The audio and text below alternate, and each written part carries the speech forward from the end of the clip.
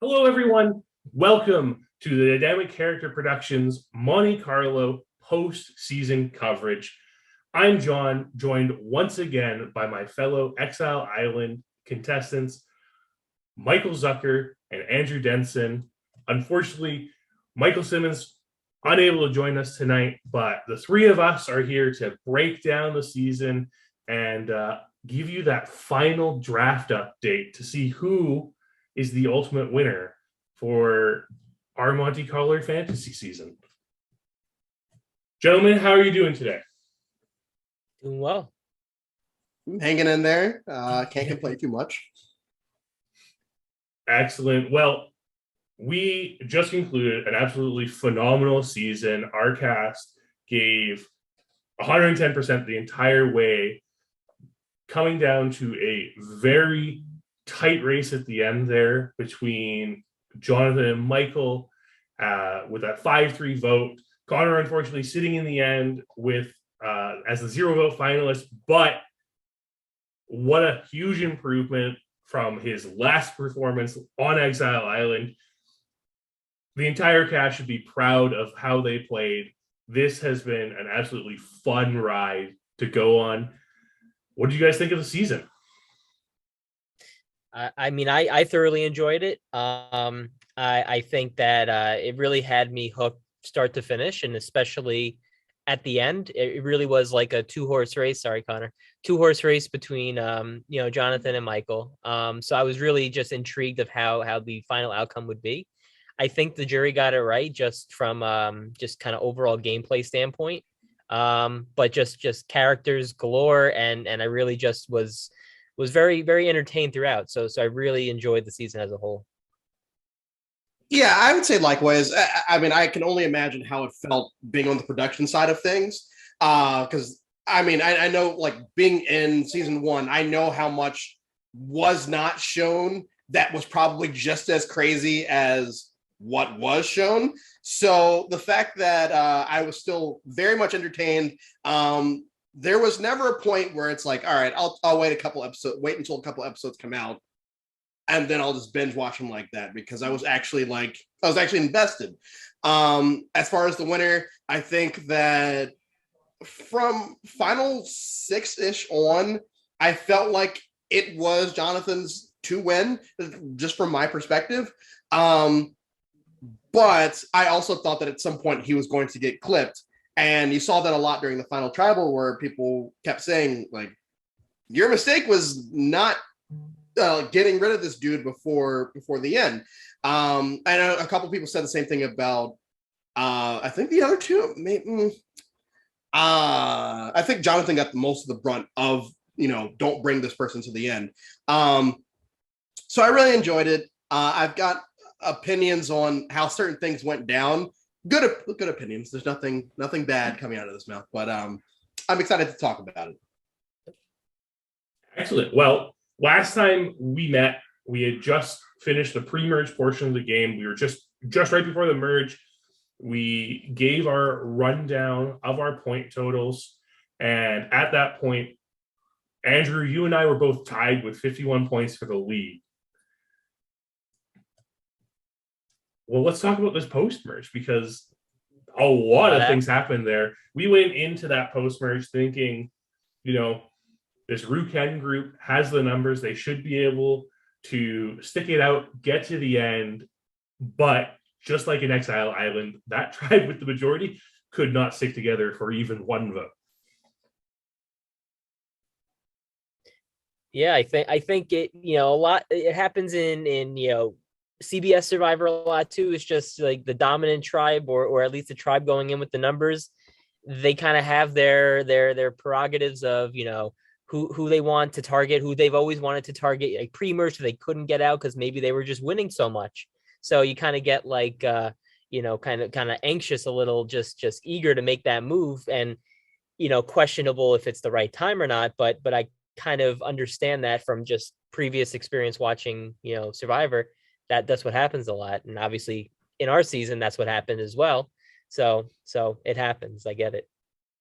as someone who got very trigger happy right before the merge last time we all played together, resulting in Connor going home, I get flipping if you feel like someone potentially might be a threat or might be causing too much mess. And as we saw in our season, mess went home.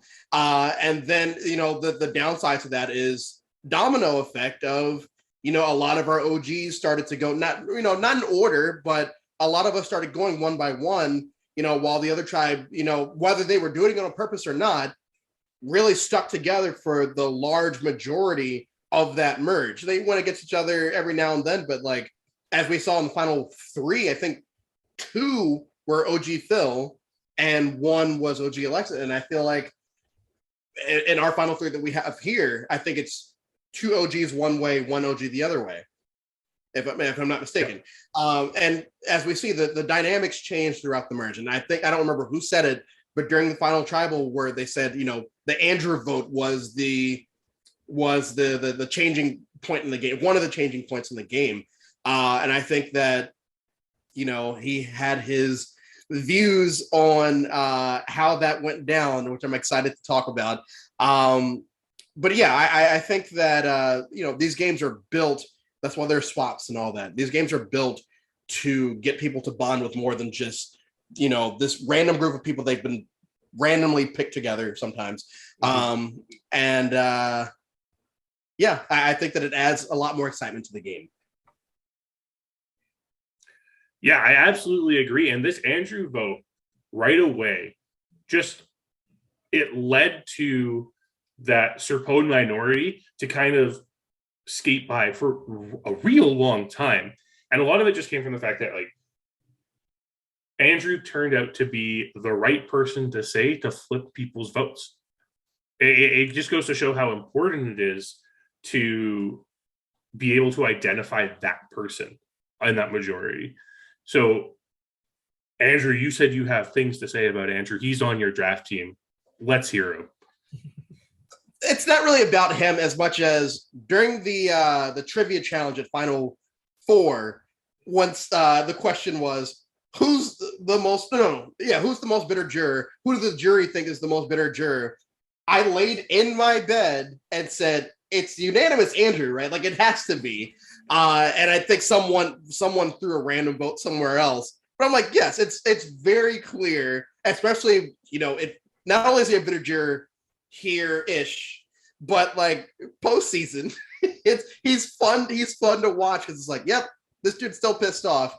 But he makes for an entertaining character. And that, like I said, I feel like there are a lot of those characters in the season where it's, yep, the bitter juror, huh? I wonder who they're going to pick here.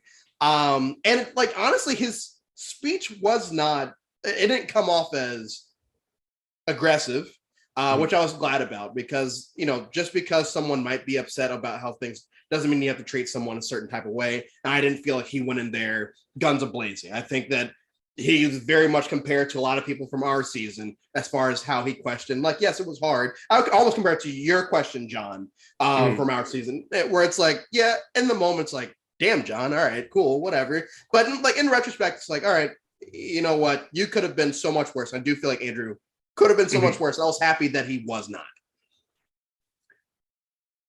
Yeah, I definitely agree. Andrew really showed a lot of control over his emotions in that final tribal council. And honestly, the entire jury for that final tribal council, I loved everything they contributed to that. They gave each and every one of these finalists an opportunity to speak to their game. Unfortunately, Connor kind of got the brunt of this. Okay, what did you do this entire game? And we do see in the reunion that everyone's like, oh, we were way too hard on Connor because like he was actually playing this game. But sitting there in that final tribal council as a production member behind the scenes and seeing both Jonathan and Michael kind of spar with each other throughout it. And you could just see that Michael was really putting up this big fight. And it's really tough for a player who plays as under the radar as Michael to be able to justify his game as well as he did. Yeah, I think, really the any season, perception is reality. And so kind of going back, to Connor a little bit, obviously, they rewatch the season, they see a lot of the confessionals that they don't have, that they're not privy to during the season. Mm-hmm. And so they come to the realization, maybe he wouldn't have been the winner overall, but at least should have garnered some more respect than we gave him in the moment. And, again, how much of that plays a role into the fact that he is the youngest member, of the cast and often by a long shot. So how much is there that kind of, subconscious, he's young, how does he garner the respect that someone who's, 10, 12, 20 years older? Same thing with Michael, again, a little soft spoken, not as a kind of in your face as certain other players this season were. So, does that kind of gameplay, is that warranting my vote? So a lot of people, you have to obviously learn and understand your jury, know what they're looking for. But I agree. I think he put up as good a fight as he could have. And listen, he got 3 votes out of the 8. That's not really that bad. Obviously, another couple would have been better. But I think a lot of it has to just do with, again, like people's expectations of people going into the season and during the season, and how much that plays a role versus actually assessing, their gameplay when you have all the facts at hand. And what I will say for Connor is, because as I was watching Final Tribal, I kept comparing him to Xander from 41. As far as he had a moment where he said, and I think he said it a couple times, I guess I didn't play as socially as y'all would have wanted me to. And I think a lot of people are calling him out for not building social bonds with people. And like, I'm the biggest proponent of social game above all. I don't care about big moves or anything like that. Did you make connections with these people? And I feel like that's the wall that he ran into, was if he knew he wasn't working with you, from what we were being shown, it didn't look like he really, put much time into talking to those people. And I think that was the problem that Xander ran into in 41, where he sat there at Final Tribal and said, oh yeah, I didn't really have much of a social game. It's like, that's not what you say, bro. Make it up on the spot. So yeah, as I was watching Connor, I felt bad for him, because you can even see on his face, like, as he realizes everyone's putting a lot of stock into the social aspect, and that's something that he just didn't have. And I'm glad that people were able to see the strategic aspect after the fact, because they weren't giving him credit for that either. But at least they see that he was doing things. And I feel like he was trying to get that point across. It was just that he ran into, these other two who are really getting the point across, along with the fact that they made social bonds. So like, he had an uphill battle, and I'm glad that that he has that he's doing all right, first of all, but like that he's getting more respect now. It's like, okay, yeah, maybe we're wrong. Maybe we wouldn't have voted for him, but at least we would have given him something. Yeah, and I wonder if that lack of social game, or that lesser social game, does come from that age difference that Connor has. It's a lot harder when you're juggling high school and jobs and just like your social life, when everyone else, and like having your parents dictate your life and your timing as well, when everyone else can be like, okay, I'm going to stay up till 3:00 in the morning and talk to this person so that I get to know them better. And I have that social bond. So I wonder if that impacted Connor's game at all. It's just like that age also makes it harder for him to connect with a lot of this cast because of that age discrepancy. But I'm really glad you brought up the social game, because we've seen it here.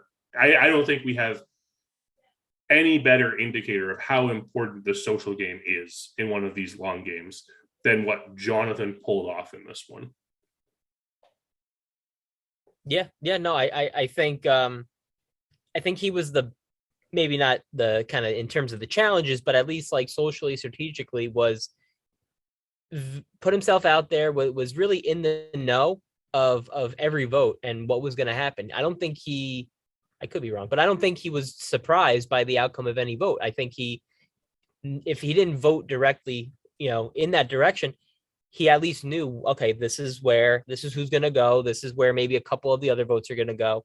And a lot of that, if not all of that, has to do with, again, socially and strategically, he was at the top all game, but he did it in a way that really, until the very end, no one realized, no one saw, or if they did, it was just too late. Nothing to do about it. But I think, again, it was a well-deserved win, and for those two reasons, I think he was my opinion, at least, of the final three, the one that really should have come home with the money. Yeah, I agree. Yeah, and I do want to reiterate something that Jonathan said in Final Tribal Council, and many people have confirmed since. Jonathan did write a boot order for the merge. Like, we saw it in production. We know it exists. We had seen him discuss it. It went exactly as he planned. Yeah. I have never seen someone be able to predict the exact order of boots as eloquently as Jonathan did. Yeah, that amazes me, just because from just my experience, again, the commitment that this takes, and even if you give it your all, like 24/7, it's impossible to really know if you are in control, because, again, unlike when you're on an island with all these people, you don't get to see who goes out to the water with, whoever. Like, you hang up that Zoom call, everyone could be then talking about you as far as you're concerned. So the fact that he, again, planned it out this way, that way, and it happened to a T, again, just major props. And I mean, if he had not won, I feel like people might have looked at that as overconfidence. The issue is, you can't be overconfident if you're right. And if your entire boot list goes in the order that you say it will, and it does go like that, that's more evidence than anything else. Like, let's say you have a subpar social game, which I don't think he had. Let's say that you had a subpar strategic game, which I don't think he had. Still, if he got up there and said, hey, this is the list, and Prod can confirm this afterwards, this is the list of the people that I thought were going to go, this is the list of the people that I wanted to go, and this is the order, I feel like if people believe it, if people perceive it as real, they would still vote for him, because that's very ballsy to make a list like that, show it to us, and try to pass it off as true, and then extra ballsy when you find out that it actually is true. So I think that, it's like Mike said, it's, even if you commit your entire self to this game, and when we played, I had nothing going on in my life, I was committed to this game, and even then, there were always moments where it's like, I don't know how this person thinks. And so, the fact that Jonathan was able to spend, like he said, he would spend 4 to 6 hours talking to people. I feel like that, more than anything else, gave him the what's the word? The confidence to feel comfortable making that list in that order. That you don't just write that list down and it's like, oh, okay, well, this round, this person. I feel like that's a lot of time in studying people to realize, based off of how these people interact and how I interact with them, I think that this is the order they will go because of what they're telling me. And I know that I'm probably not going to be anywhere in here because they're all telling me these things. And yes, they could be lying, but I don't think they are. Sorry for the rant, but like, it was great to watch. It was great to watch. Yep. Well, and let's pivot into the fact that Jonathan had this social connection that was so strong, despite flipping everything on this Mike and Kiley duo. The two of them trusted him to the very last moment. So it begs the question, were Mike and Kiley just doomed at this point because they were sticking together too much? Was there a moment in this game where one of them could have made it farther by cutting the other? Yeah, I think Kiley had said that. I don't recall if it was in her post-exit interview or if it was maybe a confessional in one of the episodes. But she said, "Listen, I understand. Teaming up with Mike is not the best maybe move for my game, but I kind of I'm too far into it at this point to kind of change course. So whatever happens, happens. So, and I think she had also said if you weren't on the season, I think I would have done better. Just not having that kind of attachment or connection. So yeah, in hindsight's 2020. So I think she kind of answered that question.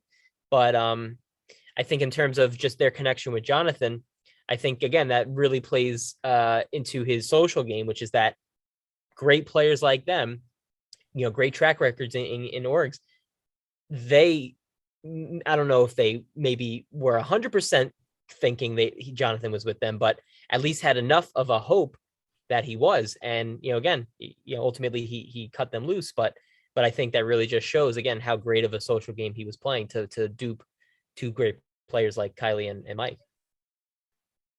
Agreed. Agreed. I don't want to turn into the Jonathan Simp show, but yeah, but no, his game was incredibly impressive. But we have some other people who are also incredibly impressive, including our fellow Exile Island alumni, Victoria Fung, who absolutely killed it this season. Absolutely. I think we were lucky that she ended up at the mercy of a bad swap. Otherwise, we would have been her victims as well. And what was no, you go. Okay, but what was so curious, or not curious, it was I don't remember who stated this during Final Tribal, but someone said, "Oh, I don't," Jonathan had this perception that Victoria was going to win, and they were like, "Oh no, we all thought that you were running things, and the Victoria was." And I'm sitting there like, that's not what I was shown. I felt like they were working hand in hand, and I did feel like going into Final Four, if Victoria was sitting at the end, depending on who she was, not even depending on who I probably would have voted for her no matter what.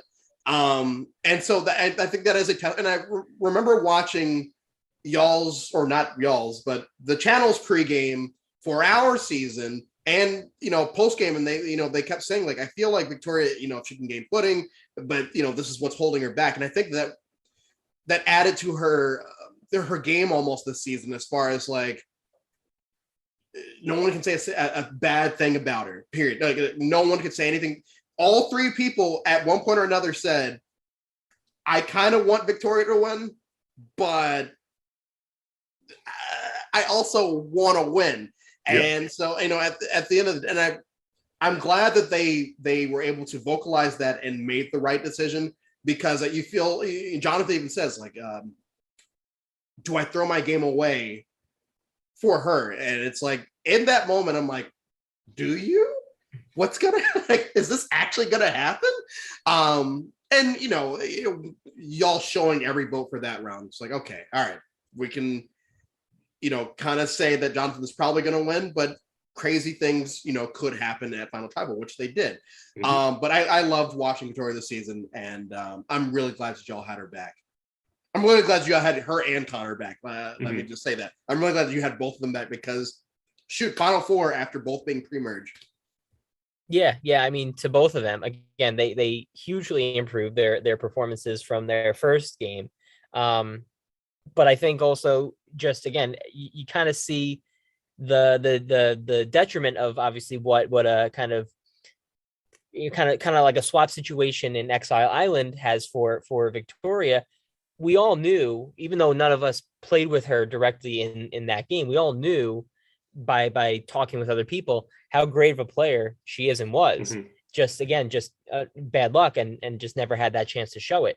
So really happy to see what kind of almost a full game was for her, to see the potential she really has. And again, I don't think any of us were disappointed in that. And again, Connor as well. A lot of it was more or less his kind of doing socially the first game, but he really learned and grew from that. And I think, although he didn't win, again, made it to the final three, found a couple of advantages, right? Won an immunity challenge. He was a lot more involved, and I think really learned from his first game, and it showed in this game. So again, glad that our Exile Island castmates could represent us well in this game. Yeah, absolutely. Both of them did absolutely phenomenal. They provided us with a ton of entertainment, because Victoria Fung might be one of the funniest people in the entire world. And we were very lucky to see that come out this season. Yep. We have a couple other people in the post-merge we haven't really talked about yet. Rounding out our major social threats, we also had McKenna, who, joined the season from the Bad Bitch Book Club. We we at Dynamic Character Productions obviously love the Bad Bitch Book Club. They have provided us with phenomenal cast members every time we get someone from it. But McKenna kind of surprised me. And she seemed really quiet early on in the game, but her social connections and her social game, the fact that people were saying McKenna is your front runner to win for the majority of this merge was incredibly impressive. I said it in a recap I did earlier in the season. Her ability to sit there stone-faced while Mike's telling her that she's getting voted out, absolutely brilliant, completely commendable. What a stellar performance from this first-time player. Greg-esque from our season. Yeah, that was my comparison. Because I hate bringing everything back to ourselves, but that's all we have to really go off of right now. I'm looking forward to all the other long-form games you guys do. But I saw a lot of, not of Greg and her, but like that was the Greg of the season of eventually these people need to get her out because everyone, similar to Victoria, but everyone loves her and everyone is deeming her as like this big social threat. So I enjoyed watching as one of two, if I can be so bold, one of two season 2 crushes. McKenna was amazing. In the words of Andrew, I agree. Yes, absolutely phenomenal. We also had our other victims of this Ruken reverse pagonging here in Parker and Margaret, both great players. We saw right before the merge, they kind of got themselves into a bit of a pickle with that swap where they were vastly outnumbered by Serpones, but they managed to flip the vote, get Elijah out instead, survive through to the merge, and then ultimately kind of fall victims of the fact that Andrew's the merge vote. And now they're kind of down the creek without a paddle. Yeah. No, I thought you were gonna go. You go. It's all good. Me? No, I personally enjoy them as players and characters. I think that they were both one time. This is their first game. No. Parker's played before. Think, right? Yeah. Parker's played before, and Margaret again is another Bad Bitch Book Club member. Right, but just to me, yeah, I don't have any context previously, but I enjoyed them as characters. I think again, just kind of how the numbers kind of fell. They kind of were with limited options at the times that they were voted out, but I think they both brought a lot to the season, and I again for various reasons I would sad to see them go. And I think it's a testament, at least in Margaret's case.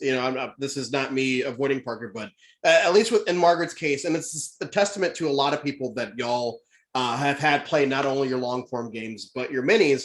As far as you get a lot of people that don't know what they're signing up for. Mm-hmm. Zaki, you were in that situation. Yep. You don't know what you're signing up for, and then all of a sudden, by the end of it, not even end of it, by the middle of it, people kind of looked at Margaret as someone that had more power than she was letting on, or not even power, but like had more social standing than she essentially was letting on. And we see that with a lot of players in both season 1 and season 2, where it's like, wow, I thought these people didn't know what they were doing. All of a sudden they're sitting there, and yes, we had a org vet win the game this time, but last time we had a rookie win, and we had an all rookie final 3. I think this time we had all 3 of them are bets. All 3 of them are bets. Yeah, on this one.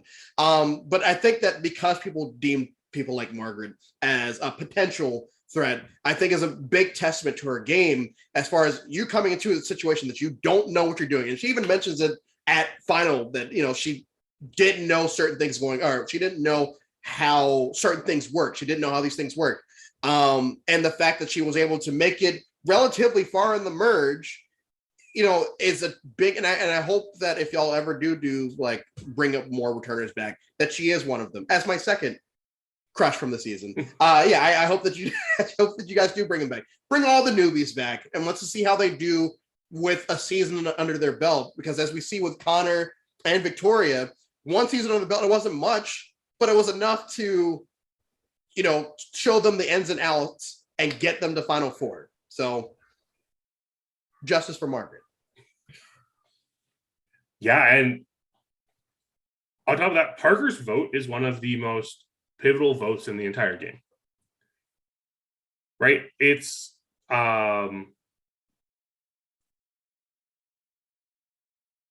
that speed round where Will just puts out Parker's name. Jonathan's sitting there waiting for someone to put out a name.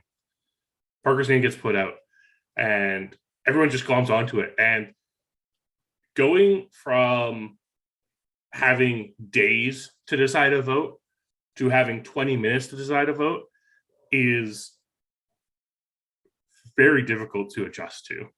And we kind of see the experienced players pulling ahead at this point. This is where I think the experience really benefited someone like Jonathan. And we see him explain that in the next episode when he's talking to Victoria about it. And he's saying, no, I knew what we had to do. We just had to sit there and wait until someone else said a name and we just jump on it. It's similar to playing in a mini. It's like in a mini, especially a one night mini, where especially the first couple of rounds, you just kind of sit there like, oh, what's the name? Or don't even say what's the name, because then people think, oh no, you tell me a name. So you just sit there. All right, cool. We're doing that. And then as the game progresses, people start to trust you more. Then you can say things after that. But yes, I agree. This is where the vets, I won't say took over, because we still had up to that point. How many rookies did we have? Oh my god. We still had Margaret, we still had Will, we still had McKenna. So we still had 3 rookies. With so we had train of thought. Keep on going. No, I was just gonna piggyback off that and basically, I think and say that's where I think experience helped the vets the most. Just with that previous context, you kind of know again how to navigate this situation, and you can kind of anticipate. Okay, eventually a name's going to come about. So again, as long as it's not me, you kind of almost adopt like the Sandra strategy. As long as it's not me, and I can get through this round, then I'll pick up the pieces afterwards. So I was almost like trying to put myself in that situation and be like, how would I have handled it? And I think I really don't know how I would have handled it, but I think, for people like Jonathan, that, the way you think about how you need to navigate that was the absolute right way. Jonathan, who is an expert at minis, yes. Yeah, that's the challenge was made for Jonathan, right. Yeah, sorry. But we also see Michael taking huge advantage of this round, because this is the point where he makes his final 3 deal with Jonathan and Victoria. Which, by the way, it's amazing how many people had final 2s and 3s that actually came to fruition. Basically, the entire final 4 are sitting there saying, oh, yeah, well, I had this. And no one was really lying about it. But one thing that I did appreciate about Michael, and I'm so glad that he did bring it up during his speech, was the fact that, for the longest time, he was being perceived as on the bottom, or just was on the bottom. And he was able to work his way to not to the top, but work his way to the top without ever being dragged along. Like, he knew what he was doing. He knew who he was, he knew who he was building these bonds with. And when you make a Final 4 or Final 3 that actually comes to fruition, I don't know exactly how people's voting logic went in the situation, but I'm hoping that he was able to sway a couple of votes, because all we knew is that he was at least getting 1. But I'm hoping, that he was able to sway a couple of the 2 other people that voted for him on the jury with moments like that of, and I think it was Parker that said that, like, the bonds that they had built the night that Parker had, whatever. That's what made it wasn't about the game at that point. It was about the social bonds that, that had been made with the 2 of them. And that's just, once again, hopping on the social game train. It didn't win him the game, but he was able to build these bonds with people on the bottom. People could have sat there and thought, this dude's just being fake with me, and some of them probably did. but it didn't. So it didn't work in their favor because they all went, and the person that they may have perceived as being fake with them, or actually believed that was actually building these bonds with them, ended up in the end. And I really appreciated the fact that he went in there at Final Tribal and went in there fighting. I won't say like guns a blazing, but he knew exactly what to say. And I do we think that if Jonathan hadn't written down everything that he wanted to say and he had to actually go off the top of his head, do you think it would have been potentially closer, or do we think that this vote was really close? I was sitting there on the production side of this Final Tribal Council listening to Michael speak and thinking, this is a really compelling argument. Like, one of the most impressive things about Michael's game is that he was able to make a lot of the early post-merge vote boots view him as someone who deserved to win the game, and was still able to make it so that the other people left in the game wanted to take him to the end. It's an incredible feat to be able to do, and hearing him articulate that in Final Tribal Council, it was exciting. And it was really exciting because the way the votes came in as we were sitting there, you get to McKenna's vote. So the second last vote of the jury, it's 3-3 at that point. And we're sitting there in production just wondering, like, what's going to happen? Who's going to pull this off? And that's what you want to see, right? You want to see that competition. I think this Final Tribal, obviously our Final Tribal Council was incredibly close with a 5-4 vote. This one, despite being having a 2 vote difference instead of a 1 vote difference, was equally as close. Yeah. I think just kind of in the way in which, again, as a production member, the votes were coming down, you could almost assume, Victoria, was going to have a vote for Jonathan.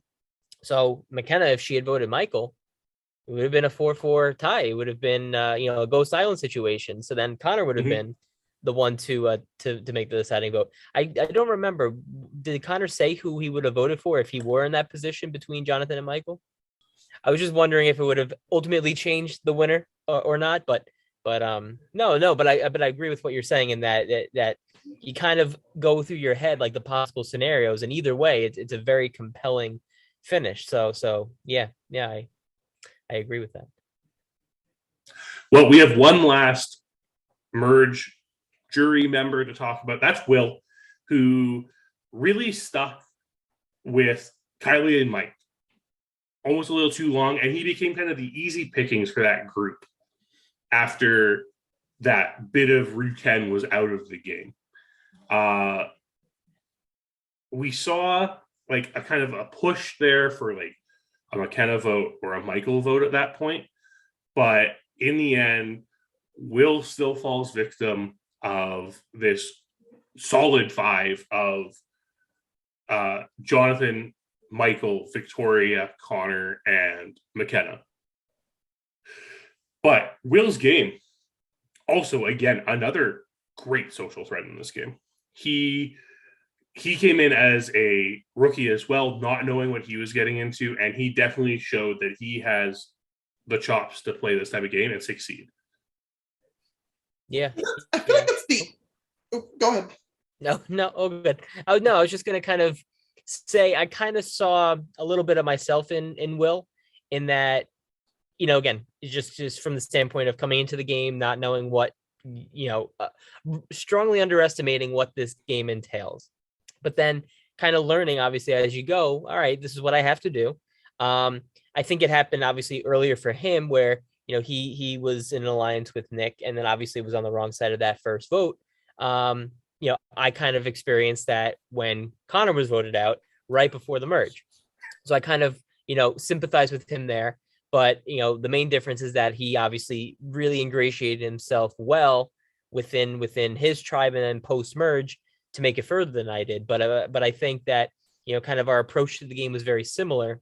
And again, I just saw, a lot of similarities in our games. But, I was proud of him being a first-time player, how well he did, especially not knowing much about how the org works coming into it. I really appreciated it and was proud of how he wound up playing the whole game.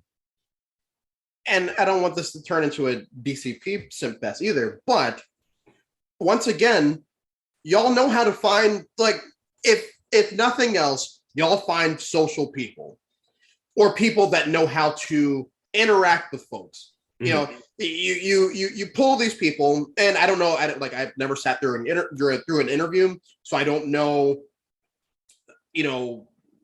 how they all perform there that would make you want to cast them. But you're seeing something, and it's shown through 2 full seasons so far of players that, although they may not have played a game like this before, all they have to do is just, okay, I'm going to just treat this like real life. I'm going to interact with these folks. I don't have to do it all the time. But, if I get these people to like me because of this, or I can get these people to like me because of that, I've already gotten halfway to where I need to be. Now I just have to find a strategic or a physical game to go with it. And I think that's something that y'all have in bunches through 2 seasons. Sorry, I have a cough drop in. So that's something that y'all have through 2 seasons of a nice mixture of org vets that, know what they're doing, but doesn't really mean much, unless they get to the end, as compared to org rookies who are just as great on the social side. And, as we saw in ours, I believe over half of our merge were rookies. I want to say over half of our merge were rookies. And I'm fairly certain besides Zucker, the first 4 boots, no, because Mackenzie was a rookie too. Never mind. Don't listen to me. Sorry, I have a lot. I have a lot. I really love the stuff that y'all put on. So like, I'm very excited to see, I don't know what's next, but I'm really excited to see what's next, just based off of 2 great seasons so far. 2 great casts so far. Yes. Well, any closing thoughts on the season before we get to the results of this fantasy draft? I mentioned it from the beginning. A great season start to finish. I think that I, on one hand, got to relax a little bit more watching the season. I wasn't worried about how I was going to be portrayed and, what things, I wasn't privy to in the game that I would kind of be embarrassed with learning during the airing of the season. So I came at this with a little bit of a more calm presence, but I think that also allowed me to, really just like enjoy and now that I had the experience, understand, again, kind of, and appreciate what goes into the game as players. So I kind of saw it from a different, kind of experience perspective. And so again, I really enjoyed the cast. I felt like that the twists and the advantage in the game worked out well. Again, I think that there was a deserving winner at the end. I think it really just gave you all the elements of like a good Survivor season. Again, from beginning to end. So very good, very successful. I think the only thing the season was missing, McKenna F-bomb coming in 3, 2, 1, was the fact that we never got a "you fucked us, Mackenzie" type moment. Because that, like, to this day, I will just quote that in my real life, and only my friend who's watched our season understands what I'm saying. But that's being tongue in cheek. I really enjoyed this season. I think that it's a great sequel to ours. I won't sit here and say that it was better, because of course not. But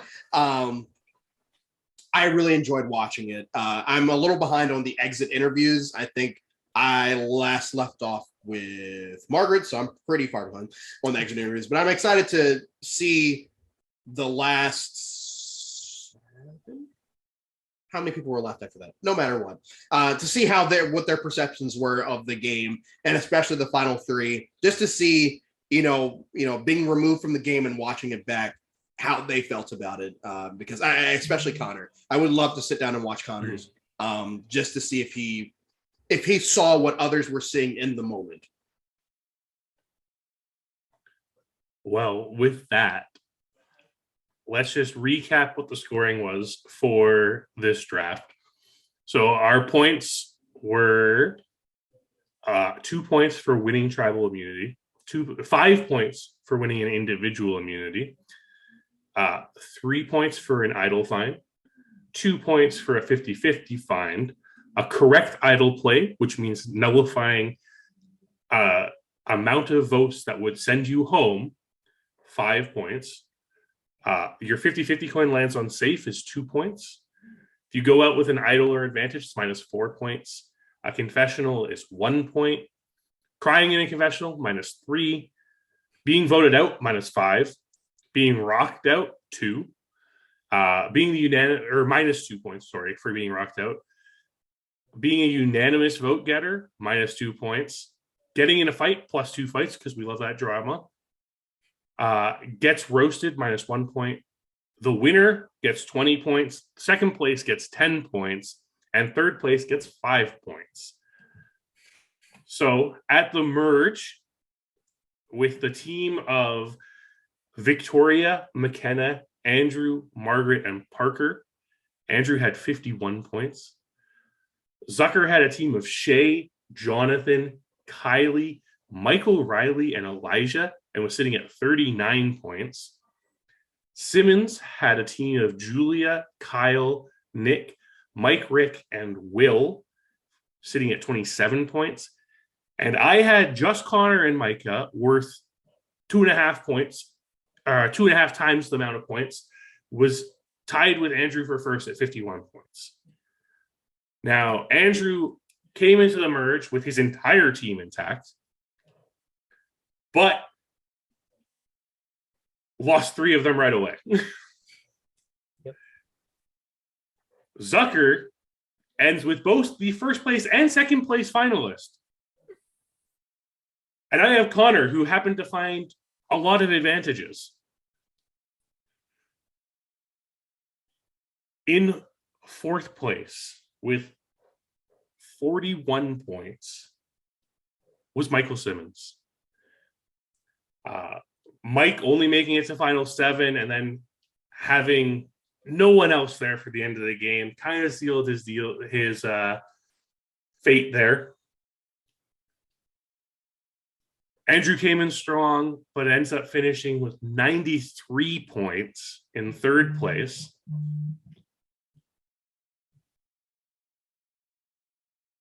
Well, Zucker, you have the first and second place finisher. So that's a guaranteed 30 points right there. Yep. I have one person worth 2.5 times points who also made the finale. Found some advantages. But I only had 106 points, and you come out on top with 117 points to win Monte Carlo's fantasy draft. I wish I had any kind of strategy going into it, but I think I kind of just looked my way into that win. But no, listen, I think it's pretty hard to not win when you have the first and second place people in the as picks. I wonder how it would have been had there been a different combination of finalists. But listen, I'll take the win. And if I can't win as a player, I'll certainly take the win as a draft pick participant. You know how to pick them. You know how to read people. So play again. Yeah. Let's go with that. I certainly enjoyed the again from that standpoint, watching the season to kind of just see how my picks doing. I didn't start off too great. A couple of my picks were fairly early pre-merge boots, but as the saying goes, slow and steady wins the race. So. Well, gentlemen, it was an absolute pleasure getting to play this fantasy game with you, meet up with you, and just talk about this season throughout the season. So thank you once again from all of Dynamic Character Productions for joining us for these videos. Thank you, everyone watching, for sticking with us, keeping up with our Monte Carlo postseason coverage. There's still some time left because you still have the final recap of the season coming at you after this. So make sure you watch Alex recap this spectacular finish to this season. Thank you once again from Dynamic Character Productions. Make sure you click that subscribe button, like the video, ring the bell for notifications, because our next season our fifth mini, Trinity Falls, has finished recording, and it's going to be coming at you in no time flat. So make sure you keep an eye on Dynamic Character Productions for that next season, Trinity Falls.